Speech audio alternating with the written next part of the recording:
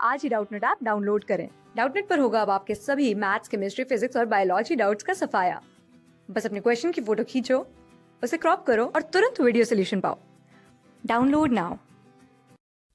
इस केस में हमें एक यूनिफॉर्म डिस्क दिया गया है जिसका रेडियस कैपिटल आर है। इसमें से हमने एक r/2 रेडियस का सेक्शन कट किया है और जो कट सेक्शन है उसका सेंटर हमारा ओरिजिनल डिस्क के सेंटर से r/2 डिस्टेंस पे है। तो हमें बताना है कि जो रिजल्टिंग फ्लैट बॉडी यानी रिमेनिंग डिस्क जो है उसका सेंटर ऑफ मास कहाँ होगा। तो यहाँ पे आप देखो, अगर हम बोल रहे हैं ये हमारा डिस्क हो गया, इसका सपोज सेंटर ये हो गया और इस सेंटर से r/2 डिस्टेंस पे हमारा जो कट पोर्शन है उसका सेंटर है। तो ये हमारा कट पोर्शन का सेंटर हो गया और आप देख सकते हो अगर उसका रेडियस r/2 है और ये लेंथ हमारी r/2 है तो हमारा जो कट पोर्शन होगा वो कुछ यहाँ पे ऐसा सर्किल बना रहा होगा और जो रिमेनिंग पोर्शन हमारा रह गया यानी आउटसाइड दिस बाउंड्री, उसका हमें सेंटर ऑफ मास का पोजीशन बताना है। तो उसके लिए सबसे पहले हम कोऑर्डिनेट्स ले लेते हैं। तो सपोज कि ये हमारा y कोऑर्डिनेट हो गया और ये हमारा x कोऑर्डिनेट हो गया। अब अगर x और y के टर्म्स में हम सेंटर ऑफ मास की पोजीशन बताएं, ये हमारा y और ये x। अब आप यहाँ पे देख सकते हो कि जो हमारा डिस्क था वो दो पार्ट में आप इसको बांट सकते हो, एक रिमेनिंग डिस्क प्लस जो होल है। आप इस रिमेनिंग डिस्क को एक पार्टिकल की तरह ट्रीट कर सकते हो जिसका मास उसके सेंटर ऑफ मास पे सेंटर्ड है। सेम वे में आप ये जो हमारा मास था इस होल की जगह, उसको आप एक पार्टिकल के तरह ट्रीट कर सकते हो जो अपने सेंटर ऑफ मास पे कंसंट्रेटेड है। ठीक है। और अब आप बोलोगे कि ये जो टू पार्टिकल सिस्टम है वो मिलके डिस्क हमारे बना रहे हैं और डिस्क का सेंटर ऑफ मास हमारा यहाँ, यानी ये टू पार्टिकल सिस्टम का सेंटर ऑफ मास हमें मालूम है, होल का सेंटर ऑफ मास हमें मालूम है, डिस्क का रिमेनिंग डिस्क जो है उसका सेंटर ऑफ मास नहीं मालूम है।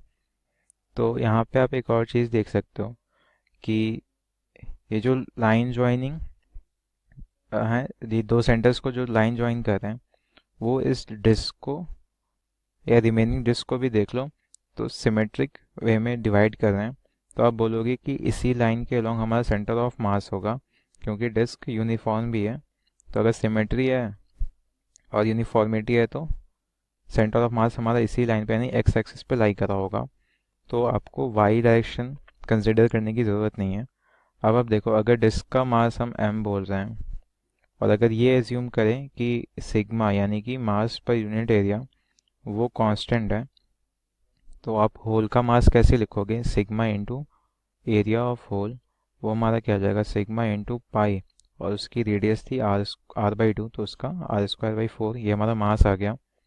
और रिमेनिंग डिस्क का मास m डैश, वो क्या हो जाएगा? सिग्मा इंटू उसका एरिया, और उसका एरिया क्या है? टोटल डिस्क जो था उसका area minus area of hole. तो ये फाइनली हमारा क्या आ गया? 3 sigma pi r square by 4। तो आप देख सकते हो सिग्मा पाई आर स्क्वायर के कॉरेस्पॉन्डिंग हमारा मास m था यानी पूरे डिस्क का। तो sigma pi r square by 4 के कॉरेस्पॉन्डिंग m/4 हो जाएगा। और फिर आप इसको अगर 3 से मल्टीप्लाई कर दो जो कि रिमेनिंग डिस्क का एरिया हो गया, उसके कॉरेस्पॉन्डिंग 3m/4 आ जाएगा। तो यहाँ पे हमें मासेस मिल गए हैं। अब अगर हम सपोज करते हैं कि 3m/4 का जो पार्टिकल है, यानी हम यहाँ पे पार्टिकल जो एज्यूम कर रहे थे, यानी रिमेनिंग डिस्क का सेंटर ऑफ मास वो किसी x डिस्टेंस पे है और m/4 का सेंटर ऑफ मास का पोजीशन r/2 है और पूरा जो हमारा डिस्क है उसका सेंटर ऑफ मास ओरिजिन पे है। ये हमारा ओरिजिन था। तो अगर आप सेंटर ऑफ मास की पोजीशन लिखते हो टू पार्टिकल सिस्टम के लिए तो क्या लिखते हो? XUM is equal to m1x1 plus m2x2 divided by m1 plus m2। यहाँ पे m1 हमारा 3m/4 हो गया, x अननोन है, m2 m/4 हो गया, x r/2 है और m1 प्लस m2 हमारा m हो गया। और हमें पता है कि जो डिस्क है उसका सेंटर ऑफ मास 0 पे यानी ओरिजिन पे है, तो ये हमारा क्या आ गया 3x/4 प्लस r/8। यहाँ से अगर आप देखो तो x की वैल्यू क्या आएगी -r/8 into 4/3, this is equal to -r/6।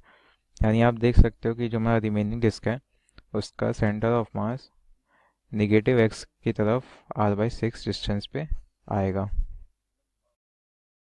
Class 6 से 12 से लेके नीट IIT JEE मेंस और एडवांस के लेवल तक 10 मिलियन से ज्यादा स्टूडेंट्स का भरोसा। आज ही डाउनलोड करें डाउटनेट ऐप या व्हाट्सएप कीजिए अपने डाउट्स 8400 400 400 पर।